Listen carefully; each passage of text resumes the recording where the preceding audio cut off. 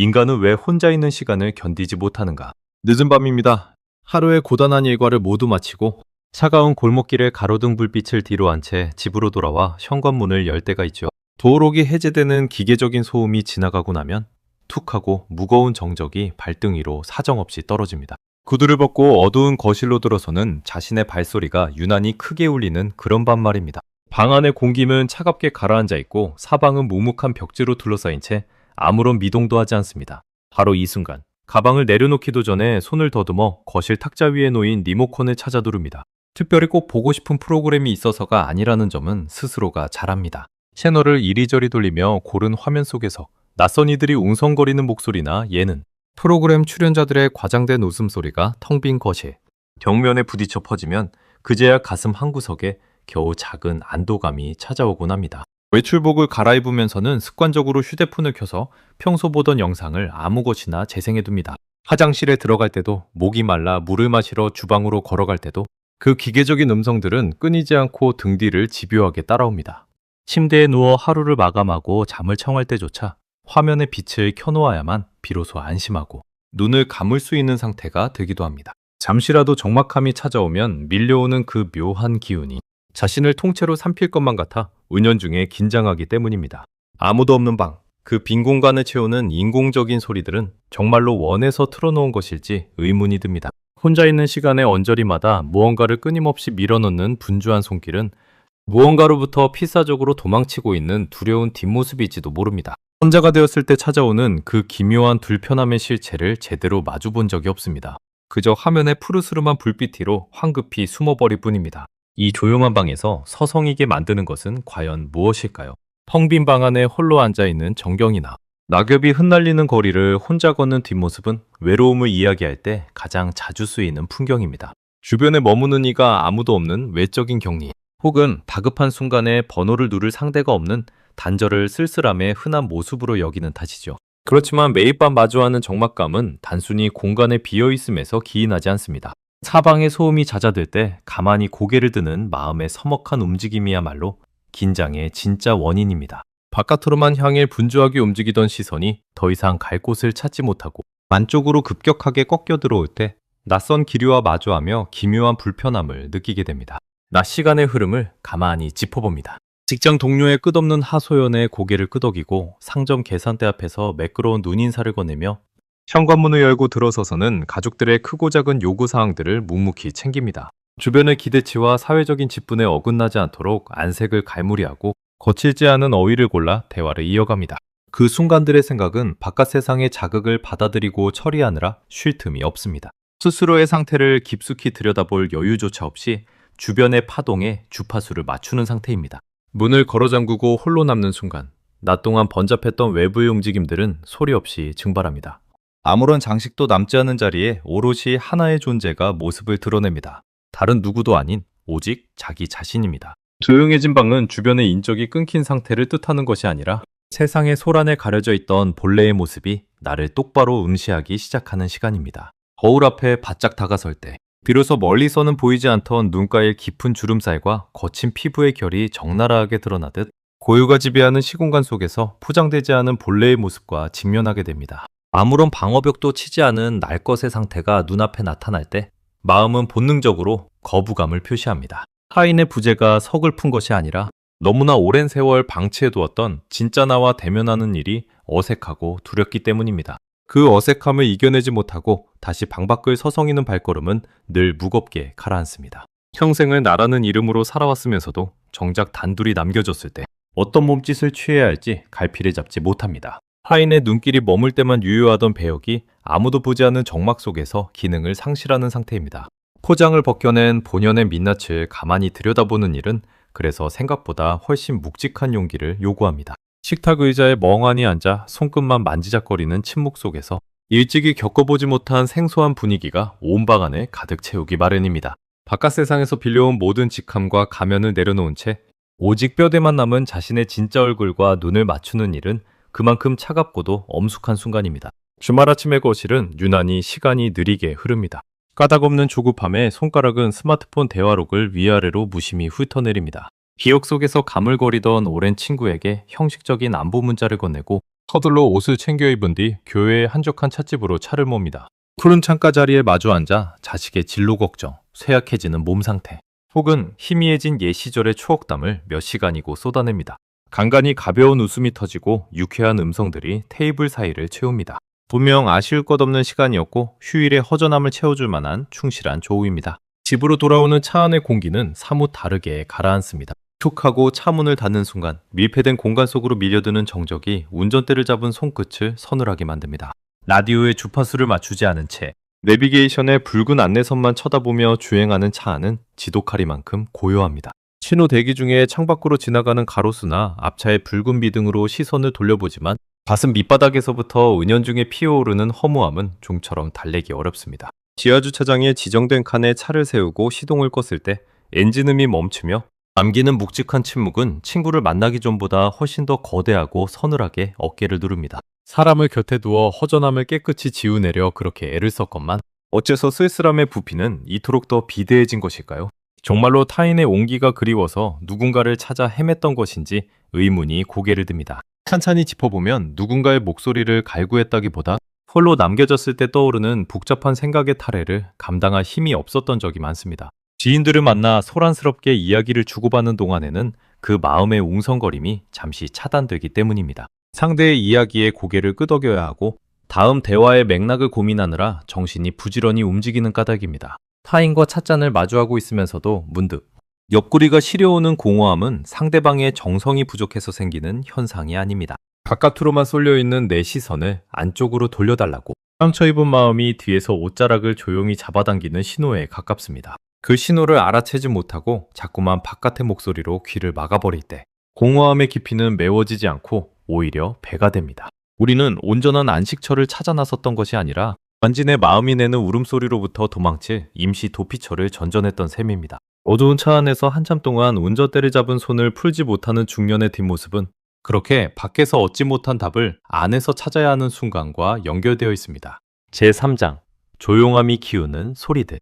밤이 깊어 세상의 불빛들이 하나둘 꺼지고 사방의 소음이 자취를 감추면 사소한 방 한 칸은 기묘한 힘을 발휘하기 시작합니다. 완전히 적막해진 시공간 속에서는 신기하게도 평소에 작동하지 않던 정밀한 감각들이 깨어납니다.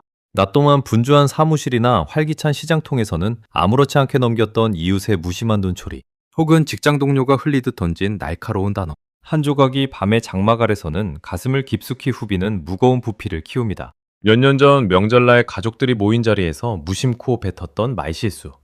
그로 인해 누군가의 얼굴에 스쳤던 굳은 표정이 어둠 속에서 갑자기 어제 일처럼 생생하게 재현되기도 합니다. 상대방은 이미 기억조차 못할 사소한 순간들이 잠을 청하려 누운 침대 위에서는 거대한 바다처럼 밀려와 가슴을 먹먹하게 만듭니다. 조용함은 이렇듯 해묵은 기억의 굳은 살을 들추어 부풀리는 기묘한 속성을 지니고 있습니다. 맑은 낮에는 소란함에 묻혀 전혀 들리지 않던 마음의 미세한 균열 소리들이 고요 속에서는 유난히 커다란 파동으로 울려 퍼집니다. 지나온 세월에 대한 아쉬움은 더 짙은 빛깔로 번지고 아직 오지 않은 노후와 늙어감에 대한 두려움은 사방의 벽을 타고 내려와 숨을 가쁘게 만듭니다. 화면에 푸른 불빛마저 꺼진 침대 위에서 우리는 오직 스스로의 숨소리에만 의지한 채 이 기나긴 어둠을 버텨내야 합니다. 고독이라는 공간 안에서는 제멋대로 거칠게 날뛰는 것처럼 느껴지는 이 감정들은 일상의 영역과는 사뭇 다릅니다. 고독이라는 단어 앞에서 마음이 움츠러드는 진짜 이유가 바로 여기에 있습니다. 혼자라는 물리적인 환경 그 자체가 무서운 것이 결코 아닙니다. 조용해진 틈을 타서 바닥에서부터 사방으로 울려 퍼지는 후회와 불안의 고백들이 감당하기 어려울 만큼 생생하고 무겁기 때문입니다. 그 음성들이 나라는 존재를 완전히 집어삼킬 것만 같은 공포에 휩싸여 황급히 방 안의 고요를 깨트릴 도구들을 다급하게 찾아 손을 뻗게 됩니다. 어둠 속에서 자라나는 감정들은 사실 사방이 고요해진 순간에 새로 만들어진 외물이 아닙니다. 일과가 바쁘다는 핑계로 혹은 당장 살아가야 한다는 생계의 이유로 가장 깊숙한 음지 속에 구겨넣었던 해묵은 감정의 부스러기들입니다. 그것들이 사방의 압력이 낮아지자 비로소 숨을 쉬며 제 본래의 크기를 찾아가는 지극히 자연스러운 과정일 뿐입니다. 내 안의 응어리들이 얼마나 오랫동안 무질서하게 방치되어 있었는지 고독의 시간에 이르러서야 비로소 깨닫게 됩니다. 쏟아져 나오는 기억의 더미 앞에서 당황한 나머지 그 서글픔을 견디지 못하고 다시 스위치를 찾아 방의 불을 켜버리는 밤이 반복됩니다. 천잠을 바라보며 길게 내쉬는 한숨 속에는 차마 남들에게 꺼내놓지 못한 해묵은 얼룩들이 고스란히 묻어납니다. 굳게 닫아걸었던 마음의 서랍이 밤바람에 소리 없이 열릴 때 우림은 그 안에서 삐져나오는 과거의 파편들을 하염없이 바라보며 생각의 늪으로 걸어 들어갑니다. 스마트폰 화면을 위로 쓸어 올릴 때마다 내가 선택하지 않아도 다음 영상들이 쉼없이 이어집니다. 무언가를 검색하기 위해 열어본 창에는 실시간으로 요동치는 세상의 소식들이 빈틈없이 박혀있고 손가락을 조금만 움직여도 얼굴 모르는 이들의 일상이 짧은 글귀와 화려한 사진으로 끊임없이 쏟아져 들어옵니다.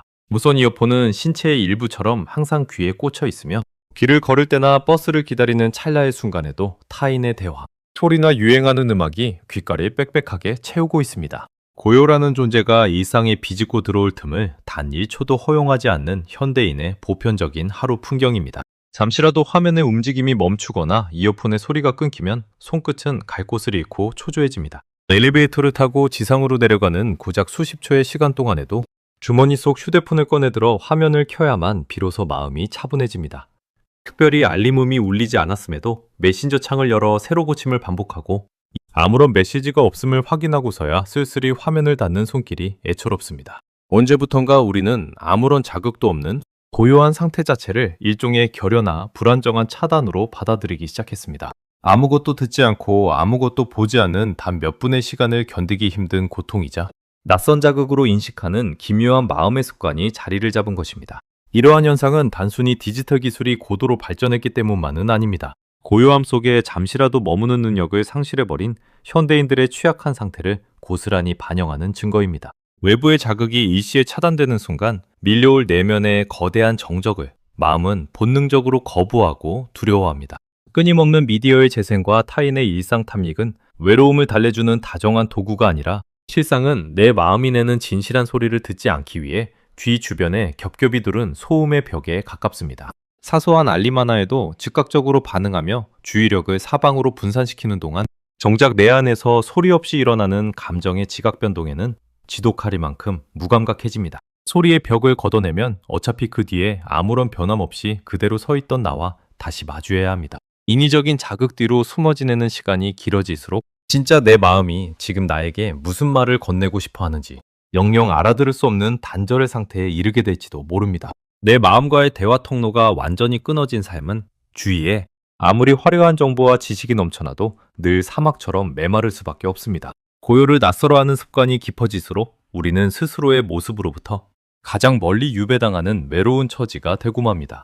화면을 끄고 난 뒤 찾아오는 칠흑 같은 어둠 속에서 손에 쥔 기계의 차가운 감촉만이 유일한 현실로 남을 때가 있습니다. 손가락 하나로 세상 모두와 연결되어 있다고 믿었으나 정작 그 연결선을 가만히 끊어놓았을 때 오려드는 내면의 빈 공간은 그 어떤 소음으로도 쉽게 메울 수 없는 깊은 골짜기입니다. 평생 동안 타인의 시선이라는 촘촘하고 단단한 그물망 속에서 자신을 끊임없이 증명하며 살아갑니다. 가정에서는 언제나 흔들림 없이 든든하고 책임감 있는 부모의 몫을 다해야 하고 가문의 대소사가 있을 때는 집안의 어른으로서 품위와 격식을 지켜야 합니다. 일터에서는 유능하고 실수가 없는 완벽한 직함을 유지하기 위해 매 순간 긴장하며 퇴직을 한 이후에도 동창회나 사적인 모임에 나가면 여전히 건재하고 경제적으로 잘 살고 있다는 인상을 주려 무던히 애를 씁니다. 그 수많은 역할과 어깨 위의 무거운 명함들을 온전하게 유지하기 위해 마음은 단 한순간도 편히 쉬지 못하고 늘 사납게 긴장해 있습니다. 퇴근 후 불 꺼진 거실 소파에 앉아 팽팽하던 넥타이를 거칠게 풀 때, 혹은 긴장된 모임을 마치고 집으로 돌아와 조용히 실내복으로 갈아입을 때, 밀려오는 묵직한 피로감은 단순한 육체의 고단함이 아닙니다. 타인의 채점표에 맞춰 내 삶의 가치를 재단하느라 모든 에너지가 완전히 고갈되어 버린 위험한 신호입니다. 고독이 방 안에 조용히 찾아왔다는 것은 그 무거운 증명의 의무와 타인의 시선으로부터 잠시 동안 완벽하게 해방되었다는 뜻밖의 선물이기도 합니다. 다른 누군가에게 잘 보이기 위해 억지 미소를 지을 필요도 없고 내 부족한 행동을 변명하기 위해 구차한 문장을 고를 필요도 없는 온전하고 자유로운 공간이 열린 셈입니다. 그런데도 이 자유로운 시간이 유독 불편하고 숨이 막히게 다가오는 이유는 무엇일까요? 그것은 세상이 만들어 놓은 단단한 껍데기와 화려한 명함에 너무 오랜 세월 길들여져 있었기 때문입니다. 사회적인 직함과 외부의 평판을 다 떼어내고 홀로 남은 알맹이로서의 내 모습이 생각보다 너무 초라해 보이거나 나약해 보여서 차마 눈을 뜨고 바라보기가 두려운 것입니다. 내가 이 명함들을 잃어버리면 사회적으로 아무것도 아닌 무가치한 존재가 될 것 같은 공포가 고독의 정막 속에서 고개를 듭니다. 고독은 결코 우리를 무너뜨리거나 파괴하기 위해 찾아오는 재앙이 아닙니다.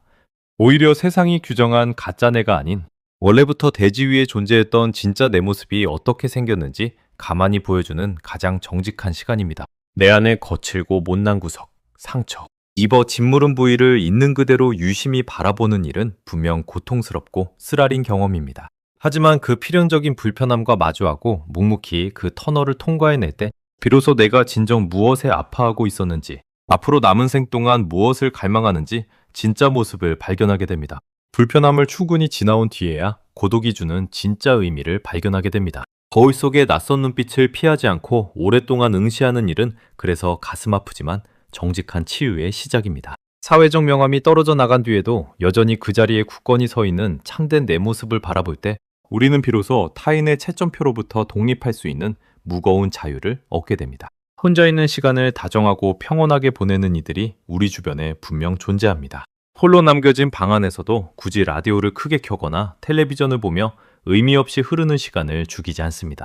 가만히 주전자에 차가운 물을 받아 가스불 위에 올리고 물이 끓기 시작하며 내는 나직한 수증기 소리를 가만히 듣습니다. 베란다 창가로 다가가 나뭇잎이 새벽바람에 미세하게 흔들리는 모양을 몇 분이고 아무런 생각 없이 조용히 바라보기도 합니다. 외로움을 느끼지 않는 특별하고 강력한 무언가를 가진 사람이기 때문이 아닙니다. 오랜 세월 무수한 밤을 거치며 내면에서 들려오는 거친 소리들과 함께 머무는 법을 몸소 터득했기 때문입니다. 내 안에서 깊은 후회와 서글픈 기억이 고개를 들면 외면하거나 억지로 고치려 들지 않습니다. 스스로의 가라앉은 상태를 가만히 있는 그대로 놔둡니다. 원인 모를 막연한 불안이 몰려오면 억누르는 대신 그 감정의 실체를 담담하게 지켜봅니다. 고독 속에서 들려오는 마음의 아픈 음성들을 소음으로 지워버리지 않고 침묵 속에서 깊은 호흡을 고르며 가만히 응시하는 태도를 유지합니다. 성나고 상처받은 감정을 다정하게 바라보는 이들의 모습입니다. 혼자 있는 시간을 외적인 벌로 느끼지 않는 상태에 이르면 세상의 모진 소음에 지치고 상처받은 마음을 부드럽게 누여쉬게 하는 깊은 휴식의 공간이 비로소 열립니다. 바깥으로만 돌던 분주한 시선을 거두어 내 안의 나에게 따뜻한 시선을 건네고 그의 거친 손을 가만히 잡아주는 고요한 시간입니다. 그 쓸쓸하지만 따스한 공간 속에서 오랜 방황을 끝낸 삶의 진정한 성장이 조용하게 시작되는 법입니다. 나 자신을 고치려 하지 않고 조용히 마주하는 순간 방 안을 가득 채우던 불편한 공기는 신기하게도 온화한 온기로 변합니다. 더 이상 나를 피하지 않고 어떤 상황에서도 나를 품어줄 수 있는 가장 든든한 축이 내면에 존재한다는 사실을 깨닫기 때문입니다. 고독은 그렇게 삶의 품파 속에서도 흔들리지 않도록 우리를 단단하게 지탱해주는 중심이 되어줍니다. 따스한 찻잔을 두 손으로 감싸주고 차오르는 김을 바라보는 시선 속에는 더 이상 바깥의 소리에 흔들리지 않는 깊은 뿌리가 숨어 있습니다. 침묵의 매 순간을 두려워하지 않고 오히려 그 안에서 숨쉬는 자신의 존재감을 다정하게 껴안을 수 있는 상태야말로 삶이 주는 가장 성숙한 열매입니다. 사람은 누구나 태어나서 눈을 감을 때까지 평생 동안 수많은 인연을 맺고 또 떠나보내며 살아갑니다. 자식도 다정한 배우자도 나를 낳아준 부모조차도 결국에는 각자의 삶을 걸어가는 독립된 존재들일 뿐입니다. 그 누구도 내 마음의 깊은 바다까지 대신 들어가 살아줄 수는 없습니다. 이 험난한 삶의 궤적을 처음부터 끝까지 함께하며 단 한순간도 내 곁을 떠나지 않는 유일한 동행자는 결국 내 가슴 속에 살고 있는 자기 자신뿐입니다. 바깥의 관계에만 매달려 정작 가장 소중한 동반자를 소홀히 대했다면 삶은 늘 근원적인 허기짐에 시달릴 수밖에 없습니다. 오늘 밤 다시 홀로 남겨진 조용한 방에서 습관적으로 지려던 리모컨을 탁자 위에 가만히 내려놓으면 어떨까요? 방 안을 억지로 채우고 있던 TV 화면을 끄고 가짜 소리들의 전원을 하나씩 내려둔 채 문을 열고 밀려오는 그 묵직한 정막을 가만히 온몸으로 받아들여 보는 것입니다. 소음의 장벽을 내려놓고 고요한 시간 속에 몸을 담글 때 비로소 마음의 참된 음성이 들려오기 시작합니다. 혼자 있는 시간이 편안해지고 그 안에서 내 마음과 다정하게 대화할 수 있게 될 때 우리의 삶도 비로소 주변의 작은 흔들림이나 타인의 말 한마디에 쉽게 연연하지 않는 깊은 평안을 얻게 됩니다. 고독은 우리가 황급히 밀어내야 할 외로움의 찌꺼기가 결코 아닙니다. 불편하지만 반드시 통과해야 할 필수적인 시간이며 나 자신을 다시 만나는 가장 고요한 통로입니다. 어두운 거실, 꺼진 화면 앞에서 깊은 정적이 방 안을 채우기 시작합니다. 그 정적 속에서 진실한 침묵의 시간이 조용히 고개를 듭니다. 리모컨을 내려놓은 손끝에 남은 온기를 느끼며 꺼진 화면에 비친 자신의 실루엣을 물끄러미 바라봅니다.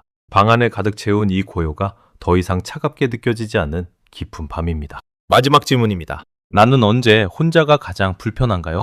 나는 무엇을 피하기 위해 소음을 찾고 있나요? 오늘 나는 나 자신과 조용히 함께 있을 수 있나요?